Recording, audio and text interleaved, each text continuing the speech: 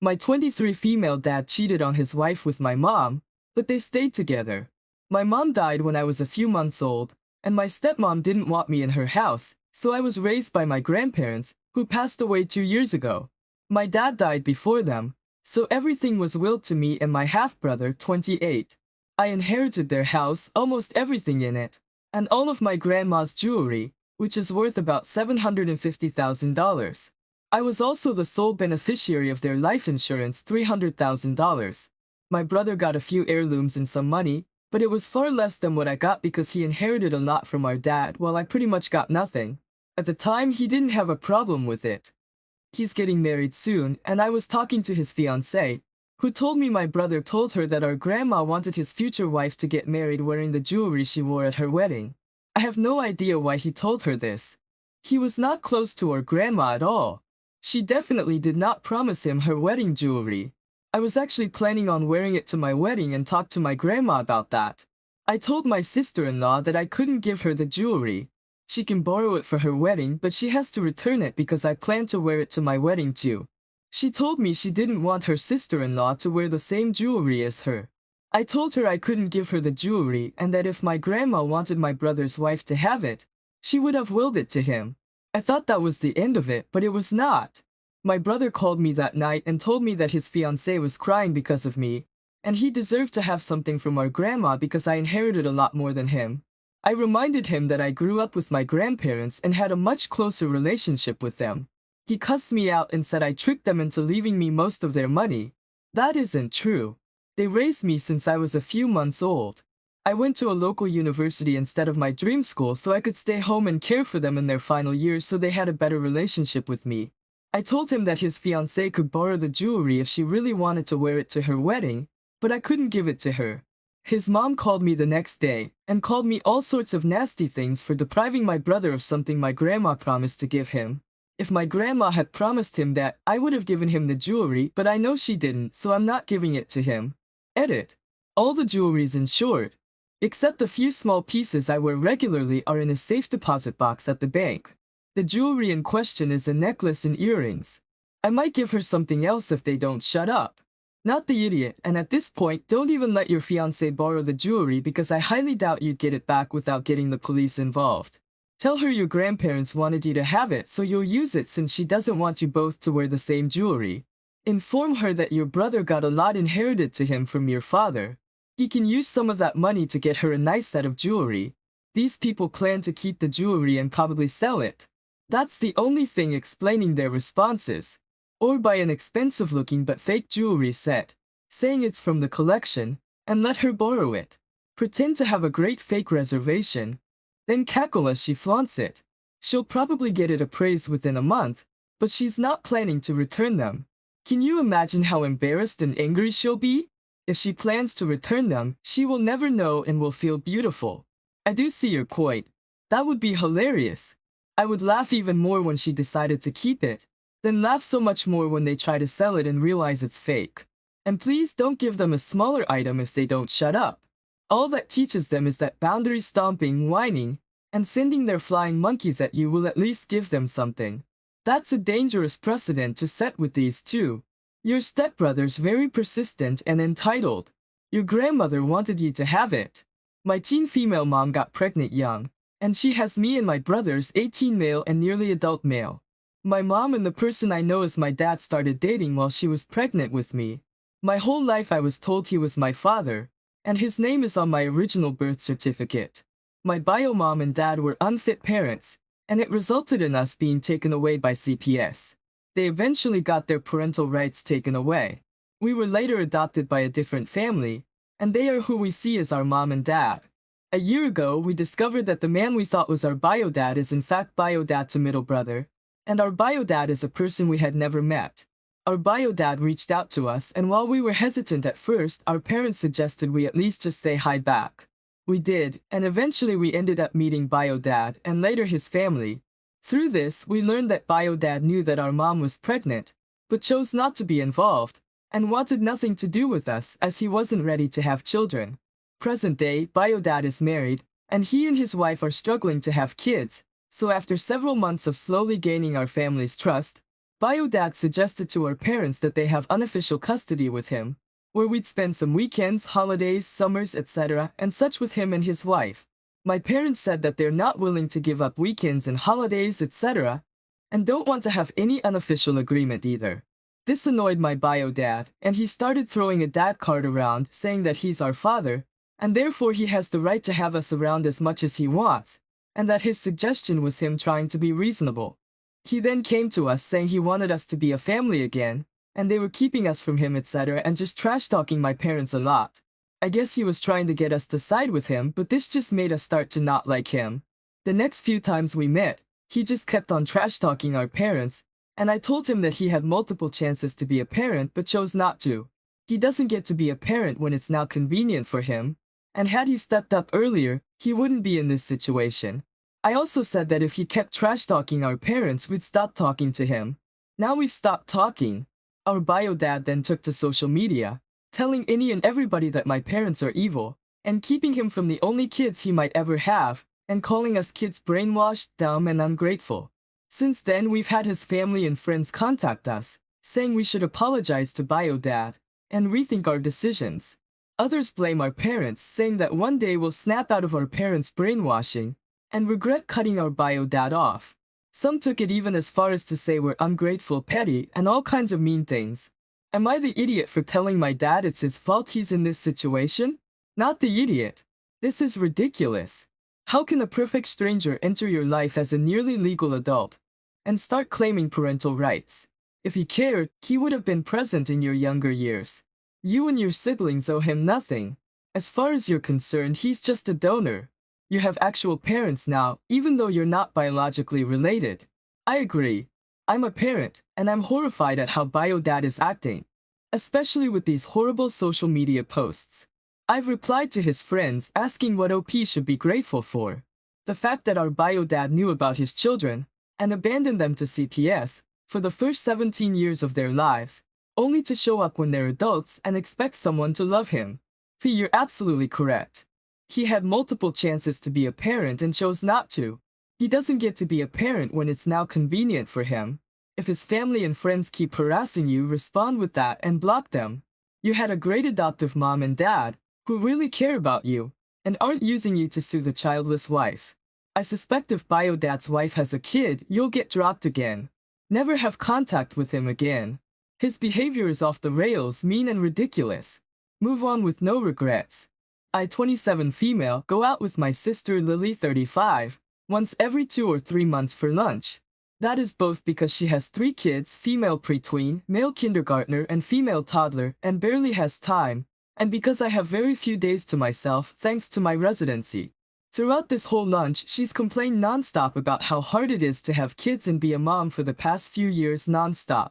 She talks about kids 100% of the time and complains. I was extra tired during our last lunch and I lashed out at her, saying that I don't remember anyone forcing her to have kids, and now that she has them, she should be a big girl and deal with the consequences of her actions and decisions. She got super mad and called me a judgmental idiot who knew nothing about parenthood. I was like, exactly, I'm taking one of the most challenging paths a person can take in my career, and I've never complained, not even a word, because I chose it myself. She told me I was a horrible sister and an even worse aunt, and she said she wanted nothing to do with an idiot like me. Am I the idiot? Edit. She does have a husband. She's a stay-at-home mom. Her husband has some financial struggles. Other kids were planned, informed choices she made. She's naturally a person who finds things to complain about, even when there genuinely isn't anything that bothers her. Not the idiot. You can only take so much from a person. Being so utterly negative like that sucks the life out of folks. The conversation sounds exhausting and one-sided. That being said, she's right about it being hard. I'm not a mom, but from seeing friends and family, it's lonely for them to get screamed at and puked on. It was her choice, as was your choice. Neither should be minimalized or marginalized for their challenges. Yeah, I think it's the sucks the life out of folks part. I had a chronically depressed friend that kept getting worse. I would do anything in my power to uplift her when we were together. A few friends even told me she seemed uplifted around me. I truly loved her as a friend. Years went by and she got increasingly negative and it drained me. I had to give up the relationship. I still miss her, but I just can't do it. Everyone's the idiot here. People complain about the things happening in their lives. You probably complain about things in your life that are stressful. Your sister complains about her kids because they're stressful. It's literally what people do. Telling people they can't complain because they made their choice. So, therefore, they lost the right to complain, and it has to be all rainbows and butterflies is absurd. However, you can't ask to change the subject or just sympathize. Also, don't compare your choices with your sister's. You're different people with different goals. Stop competing for whose life is harder. Based on your logic, you chose to have lunch with your sister. So, therefore, you can't complain about that experience. My boyfriend got very skinny in the last few weeks. I feel he lost at least 10 kilograms, 22 pounds. I saw him shirtless yesterday and was kind of shocked at how much weight and muscle he lost. I still think he's beautiful, but I'm worried about his health if it continues like that. Yesterday, I told him that I noticed how much weight he had lost, and that he should start eating more before he gets sick. I said it's not a serious tone at all though, just chill. He got kind of offended and told me to mind my own business. He was very dismissive and kind of rolled his eyes at me, which made me sad. I apologized and I told him I was just worried about him. And then he said, "Do you want me to call you a fatty and eat less?" Yeah, don't be annoying. I was so shocked that he'd say something like that. I wasn't trying to be mean at all. I'm still very sad about this and we haven't talked much since then. And I don't get why he even said this because I'm at a normal weight. I'm 5 feet 5 inches and 150 pounds. But his comment made me very self-conscious. His overall behavior has been very dismissive for some time now and I don't know why. But anyways, was I wrong for saying that? Should I apologize again? If his comment made you self-conscious, how do you think he felt when you told him to eat more? Body shaming isn't just when a skinny person makes fun of a bigger person. It's okay for you to point out his weight, but when he suddenly turns the tables, you're the victim? Now you're the Lulu and you are the idiot. I'm confused. You said he'd lost 10 kilograms, 22 pounds in a few weeks. So something like 4 to 7 pounds a week and he's now skinnier and you went straight to eat more? If this is correct, this is dramatic rapid weight loss that indicates a serious medical issue. This is dear, I've noticed that you've lost a lot of weight very quickly. I'm worried something is wrong. Have you checked in with your doctor? Are you feeling okay? Type of weight loss. You are the idiot for how you handled it. His response suggests to me that something is up and he's entirely unaware of it. I hope you guys are able to talk about this productively and that he's okay. When someone loses 10 kilos in weeks, it is a big indicator that something is very wrong in the body. It's not healthy as weight shouldn't just go away like that. It isn't delusional or body shaming to point out a medical emergency to your partner. Screw it if it hurts their little feelings. It's unhealthy and must be pointed out and checked out ASAP. Sudden and unexplained weight loss is a common sign of cancer for a singular example. Would you rather they just ignore that and potentially let it get worse? Absolutely not, the idiot. They should go to a medical professional as soon as possible. Hopefully it's nothing, but something could be very wrong. My ex-husband, Adam, has a brother, Larry. During our marriage, Larry was the nightmare brother-in-law. Constantly boundary stomping. Picking at people until they got upset. Gaslighting them, etc. He grew to dislike me as I was one of the few to call him on his crap and tell him to stop. I kept telling Adam we should go low or no contact, and he refused. Larry then began crap-talking me to everyone. Adam never stood up for me, despite several conversations. Unfortunately, my daughter, then a young teen now a mid-teen, ended up hearing a lot of it, and it really hurt her as we're close. I did my best to keep my kids from Larry, but Adam continued to bring my kids around them. Due to this and many other factors, we divorced. I tried to fight in court that Adam couldn't bring the kids around Larry and lost. One day Larry went too far, crap-talking me in front of my daughter, and she went off on him, defending me and calling him out for his bullying behavior. She later told her dad it was her or Larry, and if he didn't pick her, she'd never go over to his house again. At the time, I had full custody as my kids were old enough to decide who to live with, and they picked me. They eventually compromised that my daughter wouldn't have to be around Larry again, but Adam would continue seeing him on his own. My daughter entered therapy shortly after and didn't see Larry after that. With the help of her therapist, she finally told me that when I wasn't around, Larry would bully her and instigate until she got upset. Then her father would ground her or make her apologize. Adam was then asked to join therapy and apologized. Adam and our daughter have since begun seeing a therapist to work on their relationship. Well, Larry died last week of a heart attack. Adam is naturally devastated. The funeral was yesterday. My daughter refused to go. I told my daughter she didn't have to go. My son, a teen, chose to, and I respected that. I did make sure my daughter was positive she didn't want to go, and she stood firm, taking several days to mull it over. We also discussed sometimes we do things we don't want to for those we care about, which also led to a great conversation on boundaries, and I ultimately respected her choice. If it's relevant, the funeral fell on my custody day. Adam's angry at me that I didn't force my daughter to go. I said that given the circumstances, she shouldn't have to go. Several members of Adam's family have reached out and told me that I had enabled my daughter to alienate Adam and Larry from each other, and have further allowed her to be disrespectful by allowing her to miss the funeral. Am I the idiot? Not the idiot. Your daughter learned how to stand up for herself.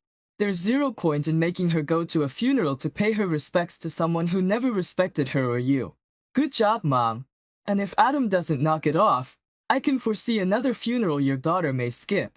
It sounds like your ex-brother-in-law only abused women and girls, and your ex was okay with that. Hasn't Adam learned anything? Despite all that therapy etc., your daughter will end up going low or no contact with him and his family, and he'll be crying wondering why. Honestly, the fact that they're all trying to attack both you and her for her making a choice based on our own needs just shows the very toxic lack of respect for personal boundaries they all have.